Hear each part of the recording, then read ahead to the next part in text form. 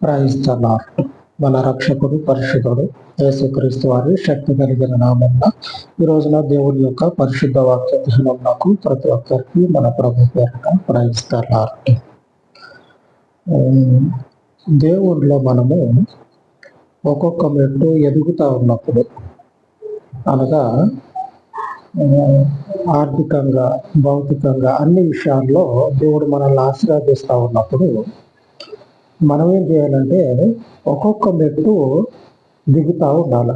ఏ విషయంలో అని అడిగితే, ఒక్కొక్క మెట్టు ఏ విషయంలో దిగాలి అని అడిగితే మాట విషయంలో, ప్రవర్తన విషయంలో, అనగా అహంకారపు మాటలు అని అంటారు చూడండి, ఏదో మనకున్న దాన్ని చూసుకొని అటువంటి సందర్భంలో తగ్గిపోయి మాట్లాడటం, నాకున్నదే నాతో దేవుడు అనేటువంటి మనుషుల మాటలు ఒక రకంగా ఉంటాయి. దేవుడు మనల్ని ఆశీర్వదించుండు కదా అని చెప్పనని మనకి కలిగిన దాన్ని చూసుకొని మాట్లాడకుండా ఒక మెట్టు కిందకు దిగి మాట్లాడటం. అలాగనే మన ప్రవర్తన అనేది కూడా మనకు కలిగినటువంటి దానిని చూసుకోకుండా, ఏమీ లేనప్పుడు మన ప్రవర్తన ఎలాగుంటుంది? ఇట్లాగా మనం ఎంతగా ఆశీర్వదించబడతా ఉన్నామో అంతగా మనము ఆత్మీయంగా, భౌతికంగా మన ప్రవర్తన ద్వారా, మాట ద్వారా, చూపు ద్వారా మనము తగ్గిపోయి ఆయనలో మనము ఎదుగుతూ ఉండాలి.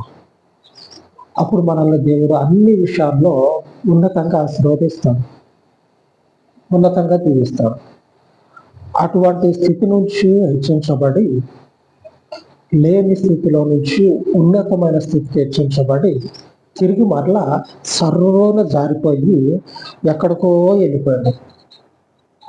సర్రోన అంత పైకి ఎదిగిండు.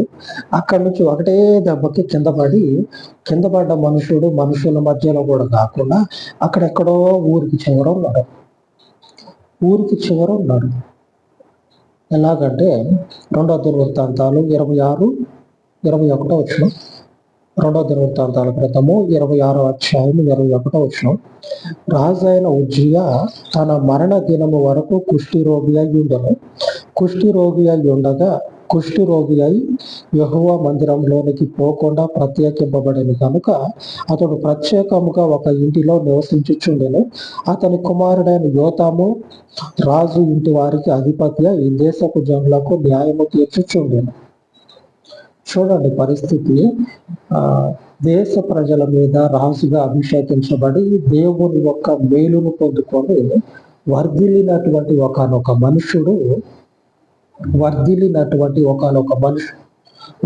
మనుషుడు చివరికి వచ్చాకే కుష్ఠరోగి అయినటువంటి వాడు ప్రజలకి, ఆ ఊరికి కొంచెం ఎడంగా ఉండాలి.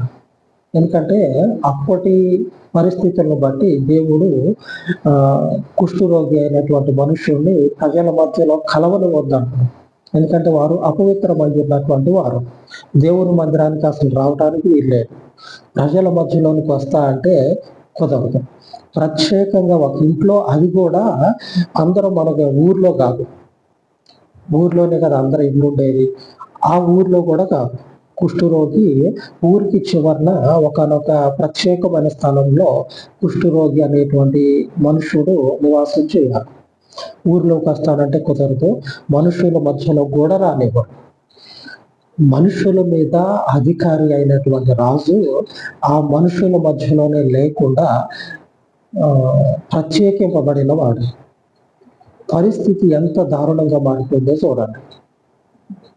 పరిస్థితి ప్రజల మధ్యలో ఉండాల్సినటువంటి వాడు ప్రజల మధ్యలో కాకుండా శపించబడి ఊరికి దూరంగా, శపించబడి మనుషులకి దూరంగా, శపించబడి దేవుని మందిరానికి కూడా రాకుండా పరిస్థితి చెప్పుకోవటానికి కూడా ఎబ్బెట్టుగా ఉంది.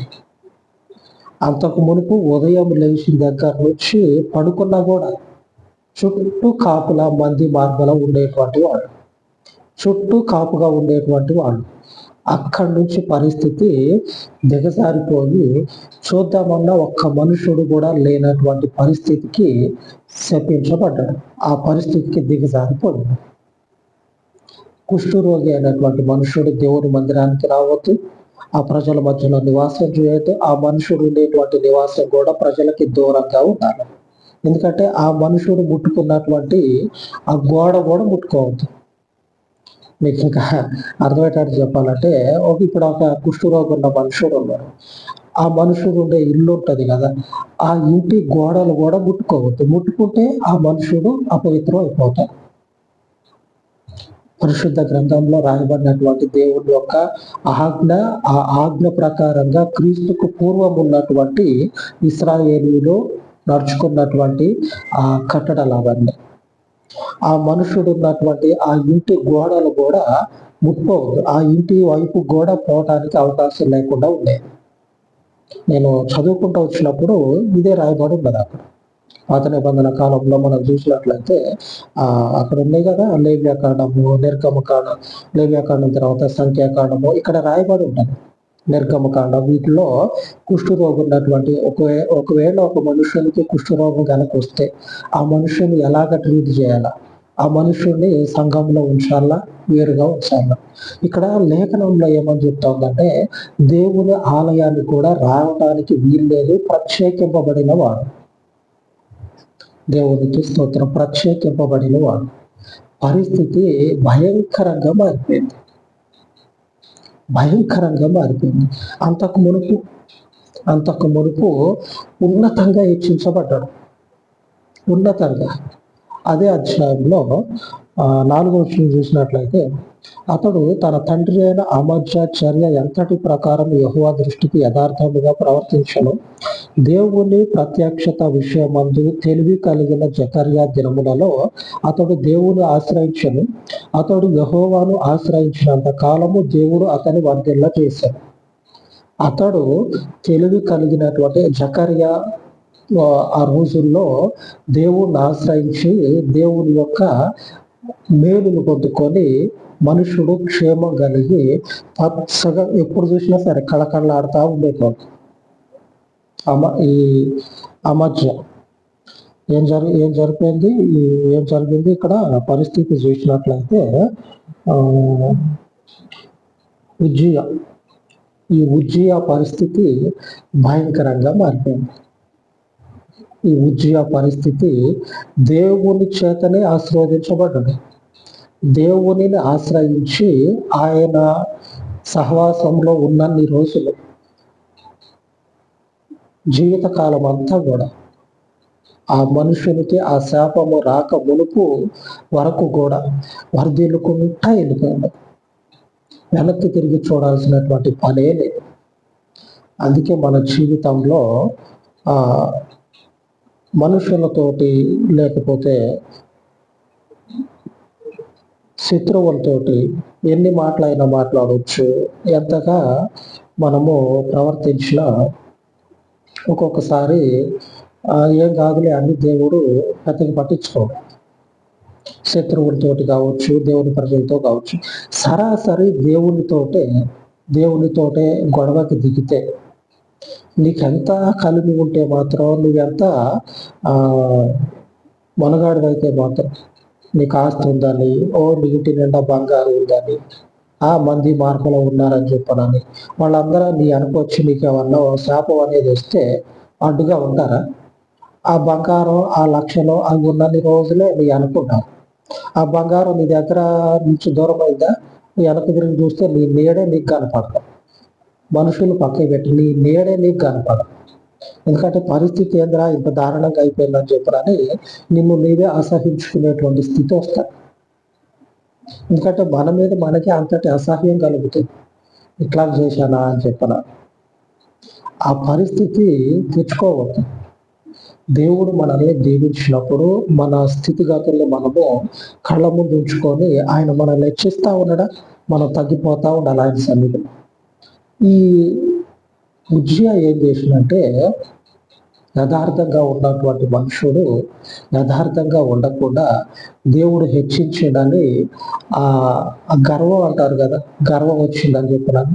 ఆ గర్వంతో దేవుని ఆలయంలోనికి ప్రవేశించి ఆ ఆలయంలో ఆయన చేత అభిషిక్తులైనటువంటి సేవకులు తప్ప మరొకరు ముట్టుకోనటువంటి చేయనటువంటి పనిని చేయటానికి ముందుకు ఎగబడ్డాడు.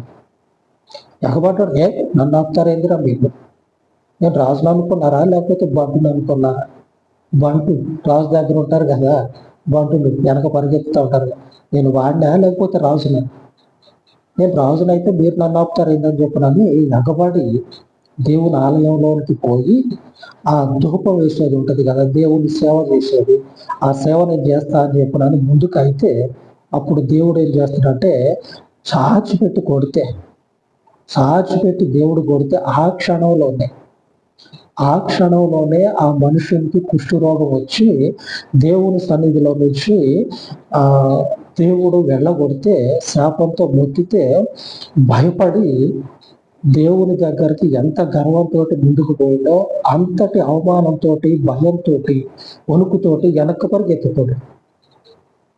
అప్పుడు పక్కన ఉన్నటువంటి యాజకులందరూ కూడా మూకుమ్మడిగా ఆ రాజుని ఏం చేస్తారంటే నువ్వు చేసే తప్పు అని చెప్పినని వెనక్కి తీసుకొద్దామని ముందుకు పోతా ఉంటే ఆ రాజు కూడా ఇది నాకేదో జరిగిపోయింది, ఏదో అయిపోయిందని చెప్పినని భయంతో వాళ్ళు తీసుకురావటం పక్కకి పెడితే ఈ రాజు కూడా వెనకడుగు వేయటానికి ముందుకైతుంది.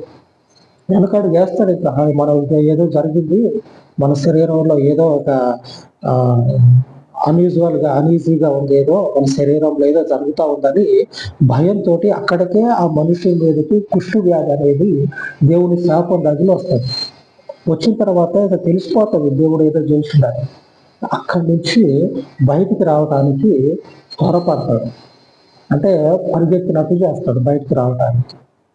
నిన్ను ఎవరు పోమన్నారు? నీ పని ఏంది? నీ జీవితం ఏంది? నీ కట్టు, నీ వ్యవహారం ఏంది? ఒకసారి ఆలోచన చేసుకొని ఆయన ఎంతగా మనల్ని చూస్తే అంతగా మనం తగ్గిపోవాలి. నువ్వు యథార్థంగా ఉన్నావు, మంచిదే, దేవుడు ఆశీర్వదించుడు.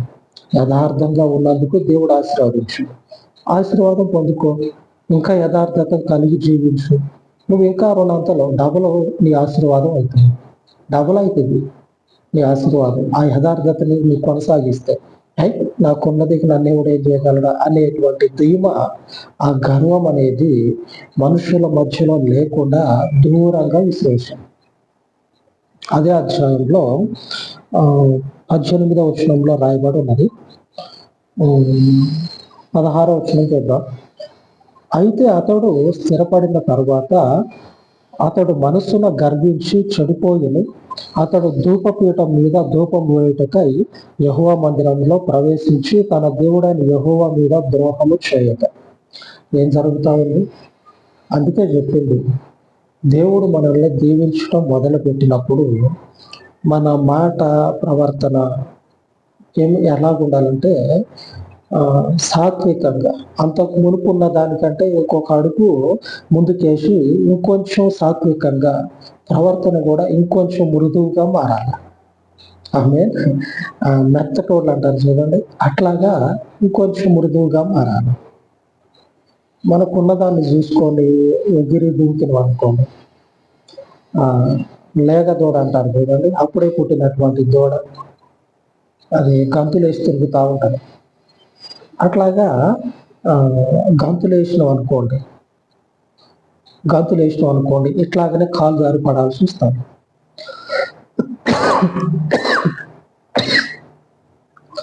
దేవునికి ఘనత కలుగును గాక. ఎందుకంటే మనల్ని హెచ్చించేటువంటి దేవుడు మనల్ని శపించాలని కోరుకోడు. మన ప్రవర్తనను బట్టే మనకి ఫలం అనుగ్రహించబడుతుంది. అంత ద్రోహం చేసిండు. దేవుని మందిరంలో ప్రవేశించి ఆ ధూపం వేయటానికి ప్రయత్నం చేస్తే దేవుడు మొత్తితే పరిగెత్తడానికి ప్రయత్నం చేస్తా ఉంది. 18వ వచనం. వారు రాజు అయిన ఉజ్జియాను ఎదిరించి, ఉజ్జియా యెహోవాకు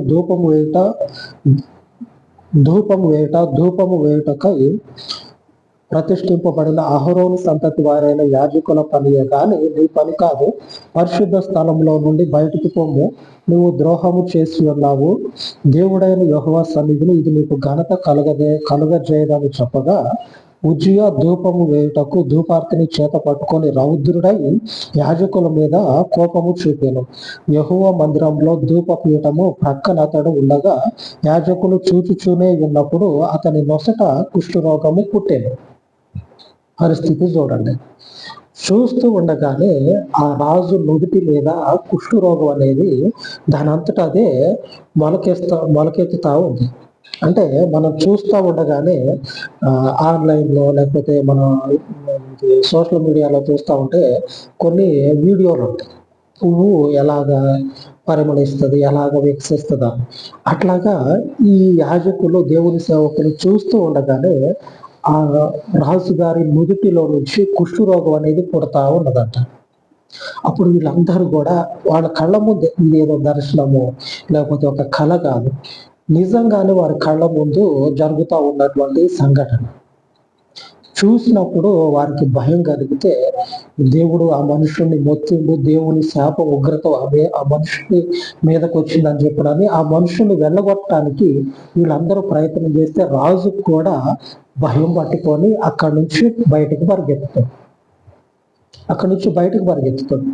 మనం మొదట చూసినాం కదా 21వ వచనంలో కుష్ఠరోగి అయి ఉండి 21 రాజైన ఉజ్జియా తన మరణ దినం వరకు కుష్ఠరోగి అయి ఉండెను. కుష్ఠరోగి యెహోవా మందిరంలోనికి పోకుండా ప్రత్యేకింపబడింది. ఎంత పరిస్థితి, ఎంతటి శాపం అనేది మీదకొచ్చింది. ఒకనొక సమయంలో జీవితము ఎంతగా వికసించి, ఎంతగా ఫలించి, ఎంతగా దేవుడి యొక్క మేలు చేత ఎంతగా వర్ధిల్లినటువంటి మనుషుడు ఎండింగ్ అనేది, ముగింపు అనేది ఎలాగుందో చూడండి. దేవుడు ఈరోజు వాగ్దానం చేస్తా ఉన్నాడు. దేవుని ప్రమాణ వాక్యము 2వ దినవృత్తాంతాల గ్రంథము 27వ అధ్యాయం 6వ వచనం. ఈలాగున యోతాము తన దేవుడైన యెహోవా దృష్టికి యథార్థముగా ప్రవర్తించి బలపరచబడింది. యథార్థంగా ప్రవర్తించినట్లయితే బలపరచబడతాం. ఆ ఉజ్జియా ఈ యోతాము తండ్రి ఎవరినో చెప్పలే. ఇప్పుడు మనం చదువుకున్నటువంటి వచనంలో రాయబడింది ఆ మనుషుని కుమారుని గురించి రాయబడతా ఉంది. ఇప్పుడు వరకు శపించబడిండు, ఉజ్జియా దేవునికి విరోధంగా తిరిగిండని చెప్పి మనం చెప్పుకున్నాం కదా. ఆ మనుషుని కొడుకే ఈ యోతాము కూడా తండ్రిలాగా దేవుని దృష్టికి యథార్థంగానే ప్రవర్తించి బలపరచబడ్డాడు. యథార్థంగా ప్రవర్తిస్తే ఏమవుతుంది? బలపరచబడటం. అంటే బలపరచబడటం అంటే మన యొక్క స్థితిగతులన్నీ, ఒకటని కాదు అన్నీ కూడా గట్టిగా. నేను మొదట్లో చెప్పుకున్నా కదా, మన వెనకున్న దాన్ని చూసుకొని మాట్లాడకూడదని, మాట్లాడగలిగే స్థితికి దేవుడు మనల్ని తెస్తాడు. ఆమె అర్థమైందా? మొదట్లో చెప్పుకున్నాం, మనకి వెనుకున్నటువంటిది ఏదైతే ఉంటుందో దాన్ని చూసి మనం విర్రవీగి మాట్లాడద్దు. బలపరచబడినటువంటి అర్థం ఏంటో తెలుసా? మన వెనుక ఉన్నదాన్ని చూసుకొని మాట్లాడగలిగే స్థితికి దేవుడు మనల్ని తీసుకొస్తాం. అలాగని మాట్లాడమని కాదు, మరలా చెప్తా ఉన్నా, మాట్లాడమని కాదు, మాట్లాడకుండా మన వెనుక దేవుడు ఇచ్చినటువంటి ఆశీర్వాదాన్ని బట్టి తగ్గిపోవాలి. ఆ యథార్థతను బట్టి మనకి వెనుకున్నది కలిగింది. వెనుకున్న దాన్ని మనం చూసుకుని అప్పుడు యథార్థంగా ఉంటే వెనకది కలిగింది. దానికి మించినటువంటి యథార్థతని కనపరిస్తే ఆ వెనుకున్నది డబుల్ అవుతుంది కదా. దేవునికి స్తోత్రం. వెనుకున్నది డబుల్ అవుతుంది కదా. మనం యథార్థంగానే ఉంటాం. అన్ని విషయాల్లో ఆయన ముందు భయభక్తులు చూపిద్దాం. ఆమె అన్ని విషయాలు బలపరిచే దేవుడు మన దేవుడు. ఎప్పుడు ఆయన మనల్ని బలహీనులుగా, ఊరికి సమాజానికి ప్రత్యేకింపబడినటువంటి పరిస్థితుల్లో మనల్ని మొత్తుతుందంటే మనస్సున చెడిపోయి గర్వించి, హెచ్చించబడిన తర్వాత మనస్సున చెడిపోయి, చాలా మందికి ఇదే పరిస్థితి ఎదురవుతూ ఉంటుంది. ఏం చేసుకుంటూ చెప్పు, నీకు కోట్ల ఆస్తుంది అనుకో, ఫర్ ఎగ్జాంపుల్ మనలో మన మాట, కోట్ల ఆస్తుంది అనుకో, ఏం చేసుకుంటూ అంత ఆస్తిని చేసుకొచ్చి ఆ సంఖలో ఈ సంఖలో పెట్టుకుంటే ఉంటుందా? ఉండదు. పోతుంది అది ఎందుకు పనికి రాకుండా పోతుంది. పోనీ అట్లాగా చేయగలిగేటువంటి సామర్థ్యం అన్నా ఉందా? కోట్లాస్తిని తీసుకొచ్చి ఆ సంఖలో ఈ సంఖలో పెట్టుకున్నాం అనుకో, ఉంటదా? అది ఉండదు. ఒకవేళ అట్లా పెట్టుకోనికి ప్రయత్నం చేసినా సరే నీ వల్ల ఏడైతుంది. ఉన్నదంతా అమ్మేసి ఒక 2-3 కోట్లు అయిందనుకో, ఆ 2-3 కోట్లు తెచ్చి ఈ సంఖలో ఈ సంఖలో పెట్టుకుంటూ ఉంటే మహా అయితే ఒక 50 లక్షలో, లేకపోతే మహా అయితే 1 కోటి 2 కోట్లు, మిగిలిన కోట్లు ఎటు పోవాలి? ఎందుకు ఉన్నదే కొద్ది బతుకు. ఈ కొద్ది బతుకులో ఈ కాగితాల కోసం, ఈ బంగారం కోసం, వీటి కోసం పరిగెత్తితే ఎటుపోతాం? తర్వాత నోరు తెరిచి మాట్లాడాలి. దేవుని ముందు నిలబడి తర్వాత నోరు తెరిచి మాట్లాడాలి. ప్రశ్న అడిగితే సమాధానం చెప్పగలిగే స్థితి ఉండాలి. మౌనంగా ఉన్నాం అనుకో, పరిస్థితి ఎటు ఉంటుందో చెప్పలేము. కాబట్టి యథార్థతను కలిగి ఆయన ముందు దీవించబడతాం. అలాగ ప్రార్థించుకుందాం. సర్వోన్నతుడైన తండ్రి, ఉదయకాలం మందు మీ పాదముల చెంత ప్రార్థిస్తూ ఉండగా ప్రతి ఒక్కరికి తండ్రి మీ పరలోకపు దయగలిగిన నామమును బట్టి యథార్థతను కొనసాగించేటువంటి స్థితిని నీవు ఆశీర్వదించిన తర్వాత తండ్రి, మనస్సున గర్వించి చెడిపోయేటువంటి హృదయము కాక పరిశుద్ధ గ్రంథంలో అట్టి స్థితిని పొందుకున్నటువంటి వారు శపించబడినట్లు లేఖనాలలో కనబడుచు ఉండగా అటు వారిని చూస్తూ ఉన్నటువంటి మేము ఇదిగో తండ్రి, మనస్సున గర్వించి చెడిపోయినటువంటి హృదయ స్థితిని మాకు అనుగ్రహించమని, మనస్సులో తండ్రి, హృదయంలో పరలోక ప్రేమ, మీ అందు భయభక్తులను కలిగి మీకు తండ్రి లోబడి యథార్థముగా ప్రవర్తించి దీవించుటకు, ఆత్మీయముగా తండ్రి అయ్యా తగ్గింపు కలిగి నీలో హెచ్చించబడుటకు మీ పరలోకపు దయగలిగిన నామమును బట్టి ప్రతి గడియలో మాకు మీ సహాయమును దయచేయమని, మీ మార్గమందులో ప్రతి ఒక్కరిని కూడా పేరు పేరున జ్ఞాపకము చేసుకోండి. ఈ విన్నపాలన్నిటినీ కూడా మీ కృపలో దీవించి ఆశీర్వదించమని మరొక మారు మీ కృప కలిగిన నామమున ఈ మనవులన్నింటినీ ప్రతిష్ఠించి యేసు నామమున ప్రార్థించి వేడుకొనిచున్నాను తండ్రి. ఆమేన్, ఆమేన్. సర్వోన్నతుడైన మన దేవుని కృప నిత్యము మనకు తోడై ఉండి నడిపించును గాక. ఆమేన్, ఆమేన్.